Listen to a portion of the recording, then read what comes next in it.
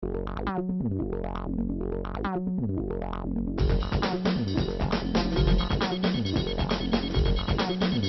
están, amigos de Pulso Parlamentario? En recientes horas acabamos de ser testigos del diálogo de altísimo nivel entre el presidente de la República y la lideresa de Fuerza Popular, en donde se ha llegado a una serie de temas que son de sumo interés para la vida jurídica de nuestro país, entre ellos el de la Procuraduría General de la República. En tal sentido, vamos a hablar de ese y otros temas relacionados al Consejo Nacional de la Magistratura, precisamente con su presidente, Guido Aguila, quien luego de estos breves mensajes estará con todos ustedes.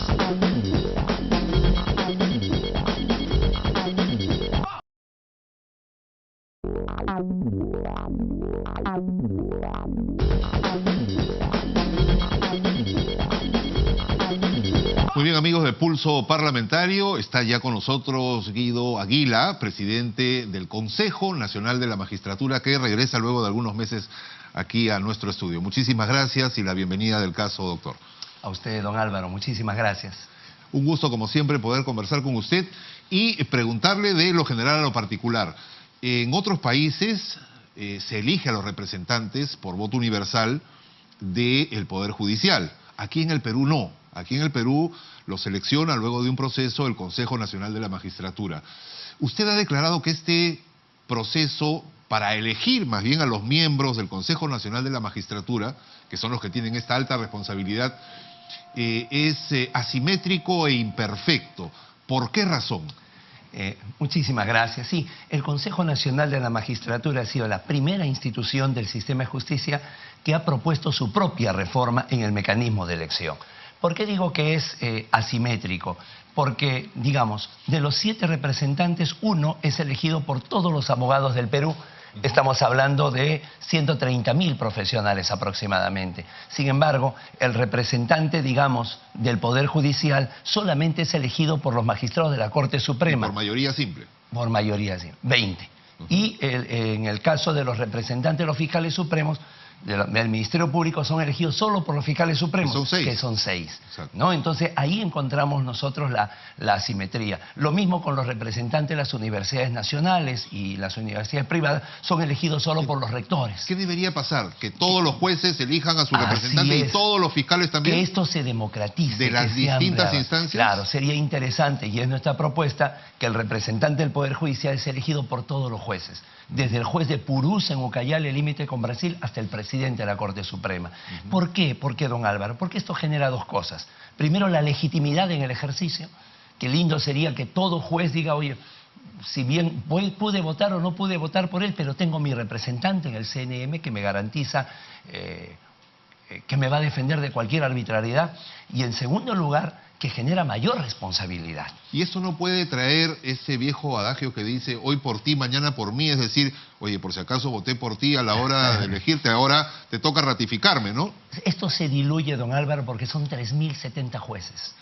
¿No? O sea, es muy difícil, justamente. Más bien cuando son, digamos, en números reducidos, pareciera que es más identificable quién votó. Pero como son 3.070 jueces en toda la República, esta posibilidad se diluye. Es más, algunas voces contrarias dicen, no, esto llevaría a la politización de la elección.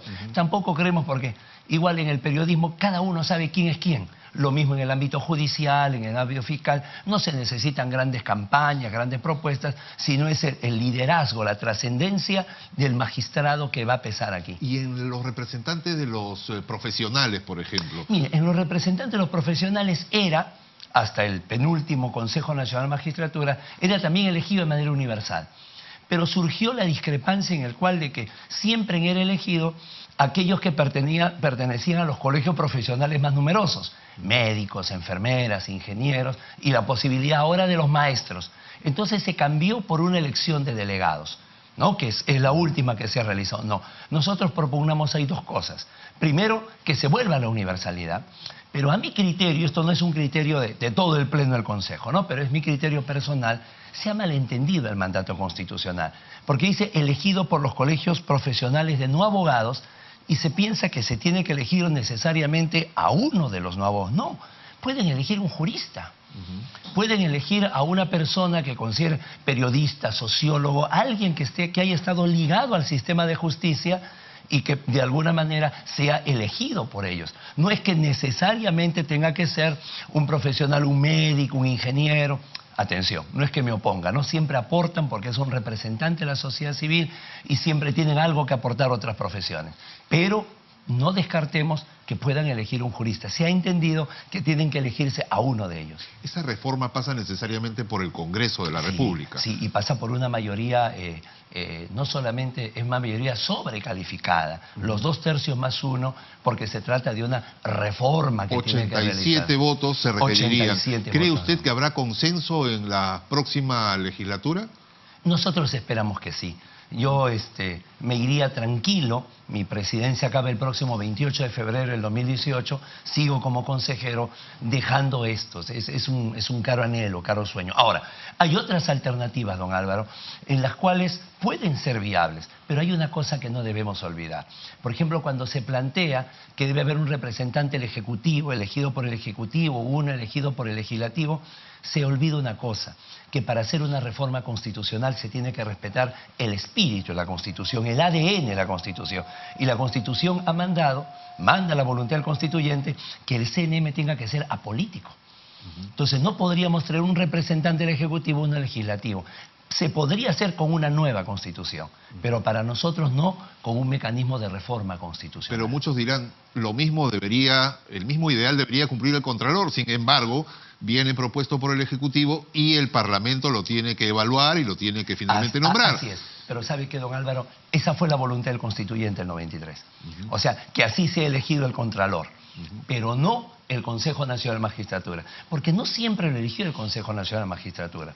Antes era el sistema por cooptación, que los jueces supremos elegían a los inferiores, o elección política. Justamente se quiso eliminar eso con una elección pluralista. Si usted se da cuenta, don Álvaro, un representante del Poder Judicial, uno del Ministerio Público, uno de los abogados, ya está el triángulo procesal.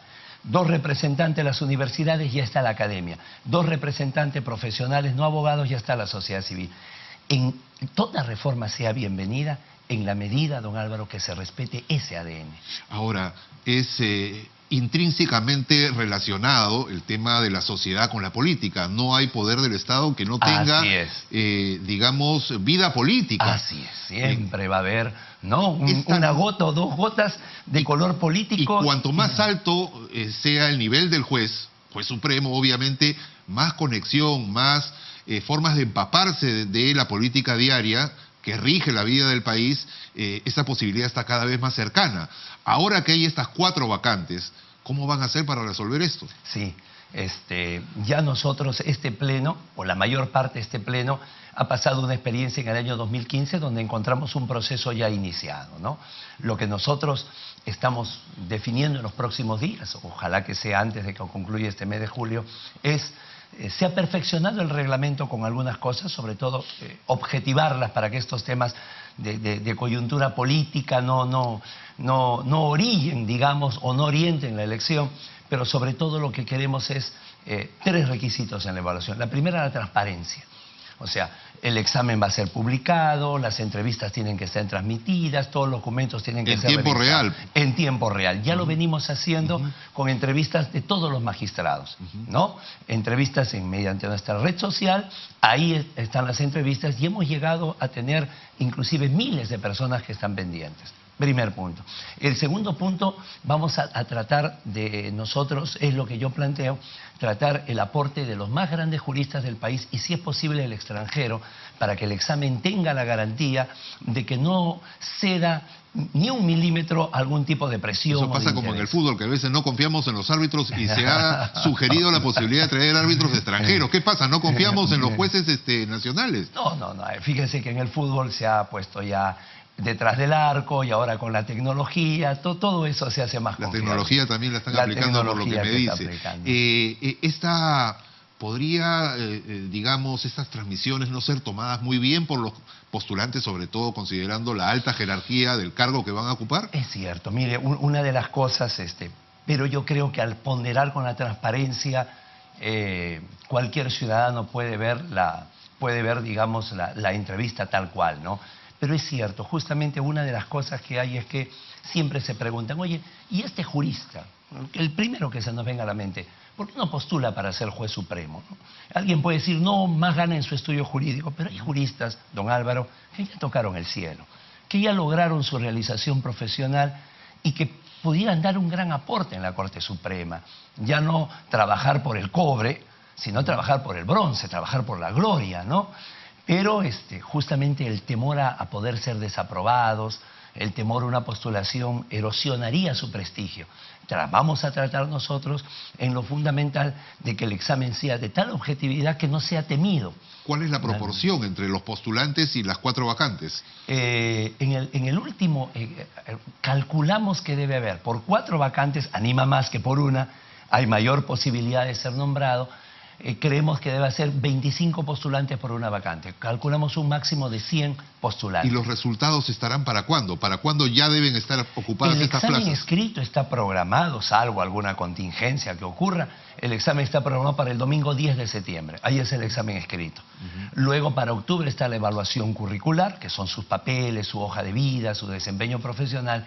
Y debemos estar antes de Navidad, sobre los primeros días, máximo la quincena de diciembre, la entrevista, y ese mismo día se da el nombramiento. Que pasarán a sumarse a el resto de magistrados que han designado ustedes y han nombrado en lo que va del año. Me parece que son 90 y tantos jueces y 74 fiscales. Así es. Lo que aspiramos es que a final de año ¿Y cuántos han salido? 209 magistrados. ¿Y cuántos han salido por incumplimiento de sus funciones? Este año hemos destituido a una veintena de magistrados y han sido no ratificados 7 magistrados. Y para ellos hay una muerte jurídica, digamos que por inconducta funcional, definitivamente. Mire, aparte hay la imposibilidad de volver a ocupar un cargo de por vida.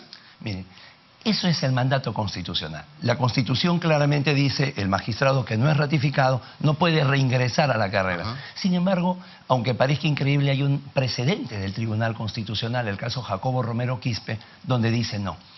Sí puede reingresar el no ratificado y sí puede reingresar el destituido. Y por jurisprudencia le abre la puerta para que ingresen todos los que abre la puerta no haber para sido que puedan ratificados. ingresar. Sin embargo, cuando nosotros tenemos una destitución, porque la destitución sí es, don Álvaro, por una conducta disfuncional. La no ratificación es una pérdida de confianza, ¿no? Exacto, hay que pero sí informamos para que, digamos, estos magistrados destituidos pues no vayan a otras instituciones públicas, sobre todo. La privada puede ser que lo contrate, ¿no? Pero avisar, porque esto definitivamente es una especie de salud de las instituciones estatales. Esta propuesta de que el control disciplinario no quede dentro de sus mismas instituciones, sino que pase también a ser prerrogativa del Consejo, tiene, digamos, ya luz para poder implementarse. Mire, no solamente el disciplinario, sino el patrimonial también. El patrimonial, ¿no? Lo que está más cerca es el patrimonial. Generalmente el Consejo Nacional de la Magistratura ha estado siempre en las decisiones, en los funcionarios, siempre dominado por abogados, ¿no?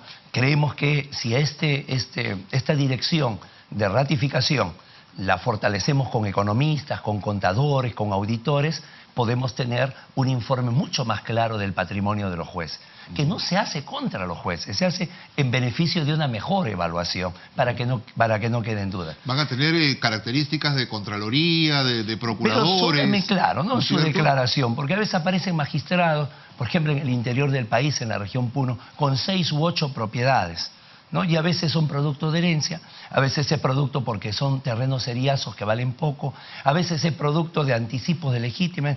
Entonces, para que no quede esa duda, necesitamos un informe técnico, don Álvaro. Esto a veces algunos magistrados pueden tomarlo a la negativa, no, al contrario. Es una garantía de que van a ser bien evaluados. Esta actualización de esta base de datos, ¿para cuándo estará lista? Para que cuando uno pueda entrar a cualquier página de transparencia, se sepa cómo entró el juez y cómo salió. Esto depende de los magistrados. Nosotros ya tenemos la hoja de vida del magistrado. Usted tiene, digamos, un proceso, don Álvaro, y le ha tocado el juez Guido Aguila. Entonces usted puede entrar a la página del CNM y ver toda la hoja de vida, donde estudió, qué sanciones tuvo, qué experiencia ha tenido, cuál es su desarrollo. Ya está listo. Sin embargo, hemos tenido muy pocos ingresos, tanto de jueces como de fiscales. En ese sentido, el próximo lunes que tenemos la reunión por el Acuerdo Nacional por la Justicia, con la ministra de Justicia, con los titulares del sector, vamos a exhortar para que esto se dé. Pero respecto al control disciplinario, es imposible que se haga con este pleno. Primero, tendría que implementarse un consejo con sede en cada uno de los 33 distritos judiciales y fiscales. Hoy solamente tenemos la sede de San Isidro y la de Pardo por el momento, ¿no?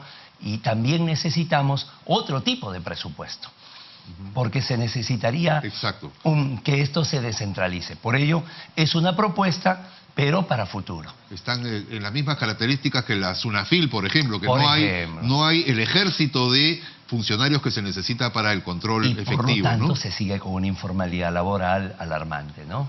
Muy bien. Ya que usted habló acerca del Acuerdo por la Justicia, nos remite también al Acuerdo Nacional. ¿Cuál es su visión respecto a los temas puntuales que se han tocado ayer en el diálogo de altísimo nivel entre el presidente y la lideresa de Fuerza Popular respecto a la Procuraduría General de la República? Mire, hay algunos temas que caen solos, ¿no? Por ejemplo, la misma reforma del Consejo Nacional de Magistratura está en el plan de gobierno, el presidente de la República, y en el tema de la Procuraduría, fíjese usted, don Álvaro, que se ha dado sobre todo por los últimos hechos, ¿no? Se entiende que el procurador es el defensor del Estado, pero se confunde con el defensor del gobernante de turno. Exacto. Entonces, eso de allí, en la medida, primero que saludar, ¿no? Que se reúne el presidente de la República con la lideresa de la mayoría parlamentaria, es fundamental, es importante, ¿no? Ahora, los dos han dado un mensaje optimista, no han establecido, digamos, mayores precisiones, ¿no? Pero si ya hay un acuerdo, solamente se espera que ese acuerdo sea justamente con el respeto de todos los procedimientos, pero fundamentalmente lo que respeta al Consejo Nacional de la Magistratura, que sea respetando el espíritu de la Constitución del 93. Este acuerdo tendría que ir más allá de aglutinar a todos los procuradores públicos en una sola oficina, sino la creación de una instancia que realmente defienda los intereses del Estado y, como usted dice, no al gobernante de turno. Y por eso, don Álvaro, es muy importante la forma en que va a ser elegido. O sea, la forma en la que va a ser elegido es fundamental, y ahí siempre nosotros tenemos la línea de que tiene que ser con una mayor amplitud. Fíjese usted, de los 7 consejeros, quien habla es el representante de los abogados. Hemos tenido que recorrer todo el país. Participaron 80.000 abogados en las elecciones y fuimos elegidos por el 40%. Entonces, no solamente se legitima el origen, sino que hay un mayor control. No hay aeropuerto, a veces hasta con mi familia me detienen en el cine para reclamarme, para decirme algo, porque, claro, mientras más sea la cantidad de electores que se dan, más es la responsabilidad que uno asume. Entonces, me parece que en la Procuraduría, ahí lo que se tiene que garantizar es esa imparcialidad, ¿no? Esa posibilidad de que el vaso se mantenga así, con ese color, y no le caiga una gotita de tinta azul que lo vuelva celestón. Ahora, el público en general dirá, el Estado tiene 3 poderes, ¿no es cierto? Este procurador o esta Procuraduría General va a defender los intereses, por ende, de esos 3 poderes. ¿Por qué tiene alguien más injerencia de estos 3 poderes que el otro? Así es. Si no va a defender a todos por igual. ¿Cómo garantizar ese equilibrio? Fíjese, para garantizar ese equilibrio tienen que haber actos como los de ayer, creo, ¿no? En la medida que haya diálogo, que haya consenso. Fíjese usted, don Álvaro, cómo cambia la cosa cuando una persona es elegida por aclamación. ¿Es cierto? Es decir, que usted tiene un punto de vista, yo tengo un punto de vista, la señorita Carolina tiene un punto de vista, pero los 3 coincidimos que tal persona es la mejor para desarrollar. Lograr eso va a ser muy difícil porque hay una serie de... Lo que nosotros creemos es que hay que objetivizar, ¿no? Hacerlo de una manera objetiva, tener la posibilidad de perder en una elección y sobre todo el desafío de trabajar con alguien que no piense igual que nosotros. Si logramos eso... Eso de que uno de los poderes proponga y el otro disponga, o en todo caso, en el peor de ellos, sea uno el que asuma ambas funciones, siempre va a ser sinónimo de desconfianza, de politización, de pensar en el futuro para mi ruta de fuga, si es que tengo rabo de paja o la conciencia sucia. ¿Cómo evitar eso? Que el procurador realmente defienda a todos los peruanos, a los intereses de todo el Perú. Si nosotros, o sea, las personas, quienes van a tomar la decisión, no tienen la capacidad de autocrítica, no tienen la capacidad de renuncia al poder, ¿no? Yo creo que siempre todo tipo de elección va a tener ese pequeño grado de imperfección, don Álvaro. ¿El procurador del Estado va a ser tan difícil de elegir como el contralor de la República? O como un magistrado del Tribunal, como un defensor del pueblo, digamos, que tuvimos tantos años sin defensor del pueblo titular, digamos, ¿no? Sí, y magistrados del Tribunal Constitucional, que la Constitución dice 5 años y están 6, 7, 8, porque no hay el consenso para la elección. Por eso, siempre creo va a haber, don Álvaro, alguna imperfección en el mecanismo de elección, ¿no? O sea, alguna asimetría.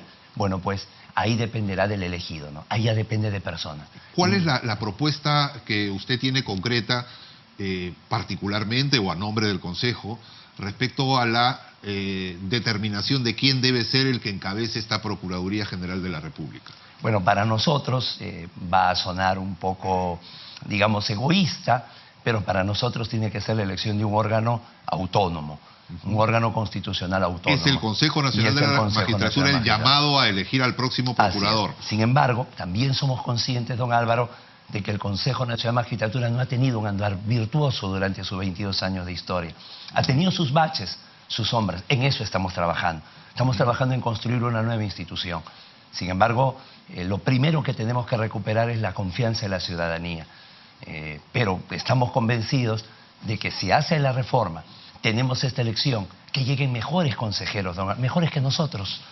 Entonces sí vamos a tener esa posibilidad de que haya la confianza para elegir, por ejemplo, a un Procurador General de la República. ¿Confía en que, la pregunta que siempre hago al final, para el Bicentenario de la República, nuestro esqueleto, digamos, jurídico, legal, nuestra organización, para que todos tengamos acceso con toda la confianza a una justicia realmente ciega, vaya a ser posible este escenario?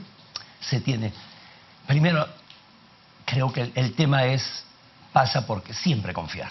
El día que no confiemos, don Álvaro, el día que nos dejemos abatir por la cotidianidad, por la desconfianza, ese día tenemos que irnos a nuestras casas y dedicarnos para todo. Creo que la cotidianidad también muchas veces es el grave vicio que nos está afectando, ¿no es cierto? Así es. Ese sufrimiento diario de los litigantes que ahorita dicen, qué mala suerte, me tocó audiencia para noviembre, y justo en noviembre siempre empiezan las huelgas del Poder Judicial, ¿no? Que es la forma de presionar para que haya más presupuesto, porque en noviembre se aprueba la Ley General de Presupuesto. ¿Cómo vencer eso? Yo creo, mire, nosotros estamos reunidos los titulares en el Acuerdo Nacional por la Justicia. Ojalá que vean ese tema. Sí, hay ceremonias protocolares donde nos juntamos o sea, todo el mundo tiene obras que mostrar. Mire, hice esto, trabajamos el día sábado, hemos mejorado esto, pero no alcanza, don Álvaro. O sea, al ciudadano no le alcanza. El ciudadano sigue pasando ese vía crucis de la demora, de sus expedientes, y no solo el ciudadano, el abogado también, que vive justamente de esto de acá. Yo pienso que ahí es donde los titulares de las instituciones tenemos que dar el gran salto. Si no damos un golpe, si no damos un paso largo y seguimos el pasito a paso, va a ser muy difícil. Muy bien, ha sido un gusto dialogar con usted. Don Álvaro, un placer. Encantadísimo de tenerlo. Muchísimas gracias y felicitaciones por Pulso Parlamentario. Muchísimas gracias, y con ustedes, amigos, regresamos luego de estos brevísimos mensajes.